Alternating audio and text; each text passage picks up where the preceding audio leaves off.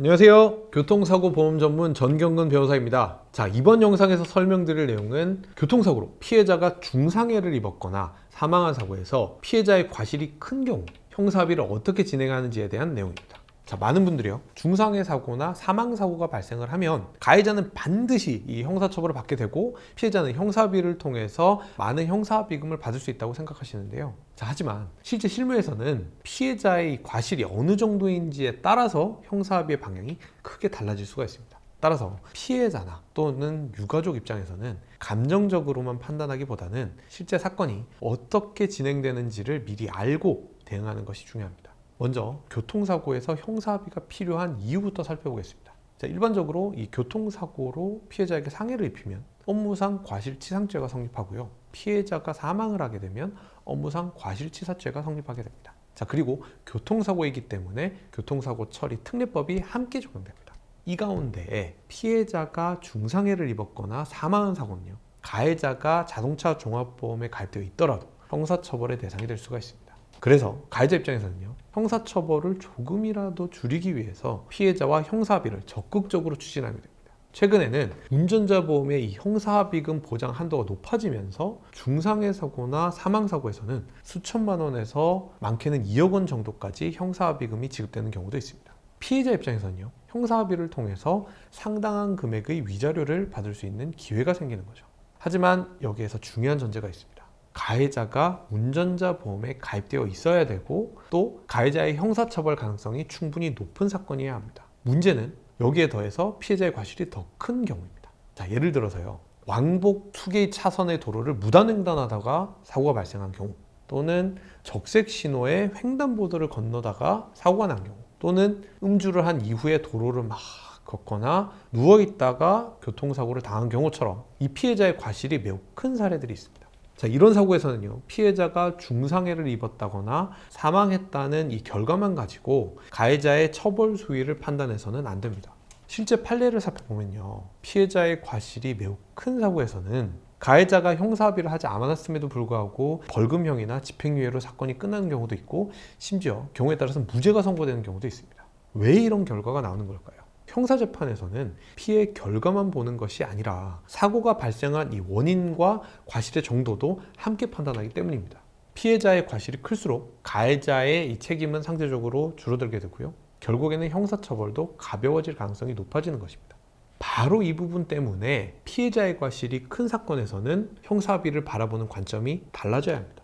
자, 많은 피해자나 유가족분들께서는 중상해나 사망사고가 발생했다는 이유만으로 높은 형사합의금을 요구하는 경우가 있습니다. 물론 그 마음은 충분히 이해합니다. 자, 하지만 현실적으로 이 가해자가 받을 형사처벌이 크지 않으면 가해자 입장에서는 굳이 많은 형사합의금을 지급하면서까지 형사합의를 할 이유가 없어질 수가 있는 거죠.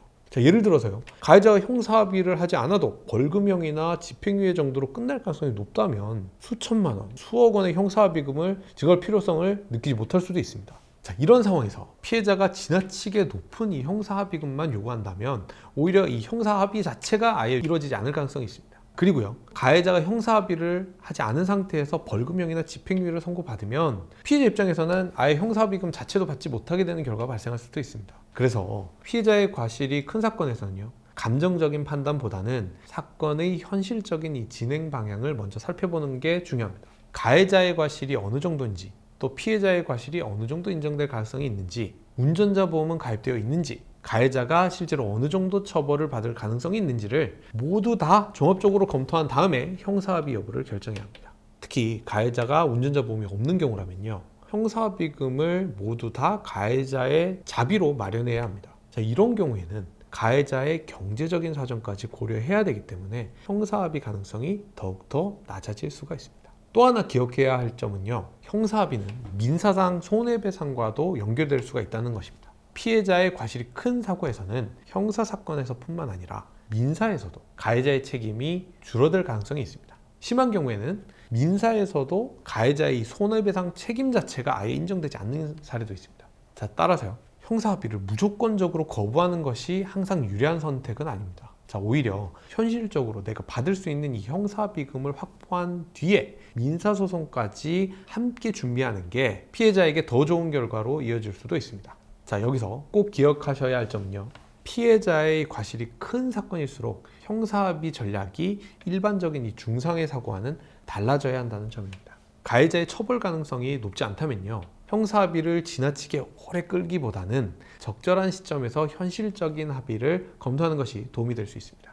자, 반대로요, 가해자의 이 과실이 명확하고 형사처벌 가능성이 높다면 운전자 보험의 보장 내용까지 함께 확인해 가면서 충분한 이 형사합의금을 받을 수 있도록 차근차근 준비하는 것이 중요합니다. 근데 이러한 판단을 피해자나 유가족이 직접 이렇게 해보기에는 매우 어렵다는 게 문제입니다. 자, 사고 직후에는 감정적으로 판단하기도 쉽고 형사 절차와 이 민사 절차를 함께 다 고려하기도 쉽지가 않습니다. 그래서 교통사고, 형사사건과 민사사건을 모두 다 경험해본 교통사고 전문 변호사의 도움이 필요합니다. 처음부터 이렇게 형사합의를 전문 변호사한테 맡기면요, 가해자의 처벌 가능성과 운전자 보험의 보장 범위, 그리고 피해자의 과실 정도, 향후 민사 소송까지 모두 다 고려해서 가장 이 실질적인 합의 방향을 결정할 수가 있습니다. 결국 이 피해자의 과실이 큰 중상해 사고나 사망 사고에서는 높은 형사합의금만을 기대하기보다는요, 사건 이 전체를 객관적으로 분석하고 현실적인 전략을 세우는 것이 가장 중요합니다. 그래야 형사합의의 이 기회를 놓치지를 않고 또 민사상 손해배상까지 함께 준비할 수가 있기 때문입니다.